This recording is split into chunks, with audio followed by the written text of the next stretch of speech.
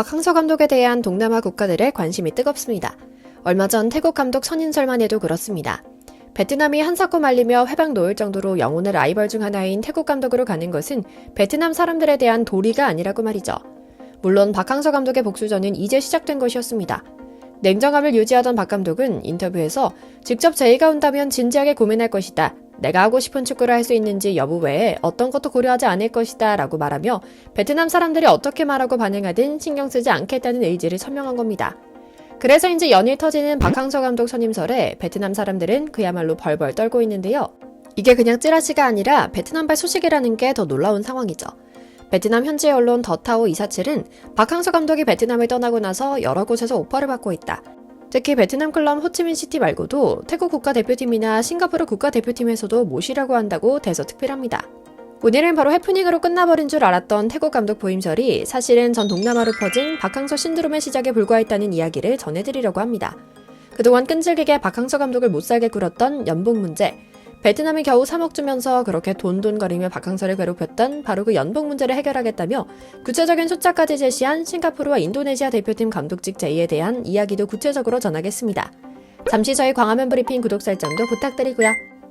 박항서 감독은 2017년부터 올해 1월까지 베트남 대표팀을 이끌었는데요.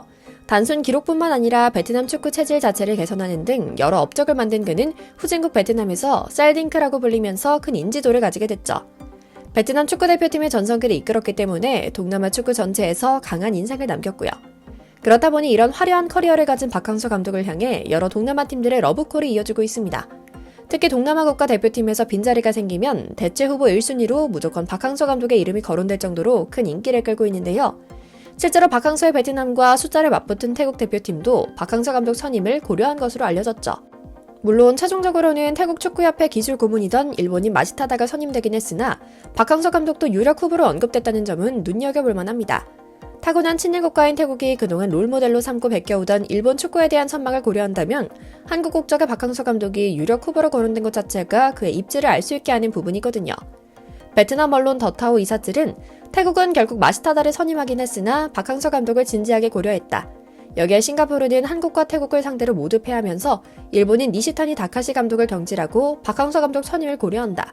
인도네시아와 싱가포르 모두 베트남에서 지급하던 연봉의 10배 이상이라는 구체적인 숫자도 제시한 것으로 알려졌다고 설명하며 현실을 전했죠. 이어 기자는 진지한 우려도 전합니다. 싱가포르 축구 팬들의 요구에 싱가포르 축구협회가 박 전 감독에게 곧 영입 제의를 할 계획이다. 이제 박 전 감독의 선택만 남았다. 베트남은 계약 마지막 해를 3에서 4억 원을 받았는데 트루시에게는 무려 16에서 17억 원을 주면서 박항서 감독의 체면을 구겼다.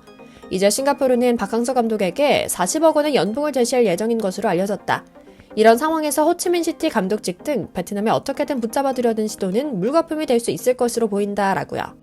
이처럼 박항서 감독이 태국, 싱가포르 등 동남아 국가들로부터 사령탑 제안을 받았다는 보도가 잇따르는 것은 사실입니다. 베트남 대표팀에서 거둔 성과에 시기상 월드컵 지역 예선과 맞물리면서 박 전 감독의 주가가 치솟고 있는 것인데요.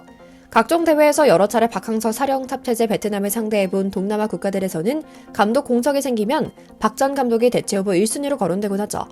그런데 그냥 어떻게든 훈장도 주고 기술 고문이라는 한 자리도 만들어주고 무슨 항공권 평생 무료를 선언하는 등 어떻게든 정에 기대 박항서를 잡아두려고 하던 베트남이 이제는 박항서 감독을 놓칠 것이라는 통한의 곡소리를 연일 내고 있습니다. 그런데 싱가포르나 인도네시아 감독 부임설은 이제 정말 썰로 끝나진 않을 것 같습니다. 박항서 감독은 이제 복수의 때가 왔다 싶은 마음인 것 같거든요. 박 감독은 그동안 늘 베트남이나 한국에서 팀을 맡지 않을 것이며 어디서든 제안을 들을 준비가 돼 있다. 내 뜻에 따라 코칭 스태프 영입을 추진할 수 있다면 그 철학을 이해할 수 있는 팀이면 갈 수 있다라고 말해왔는데요.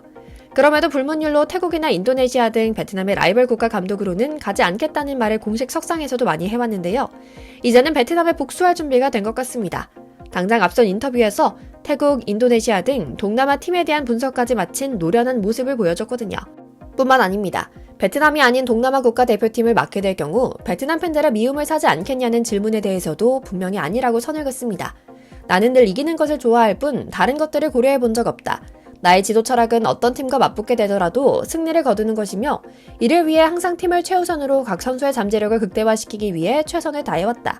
베트남 팬들과 언론에 시달리는 것은 감독직에 있을 때도 늘 겪던 일이다. 무섭지 않다라고요. 뿐만 아닙니다. 인도네시아 축구협회와의 관계도 예사롭지 않습니다.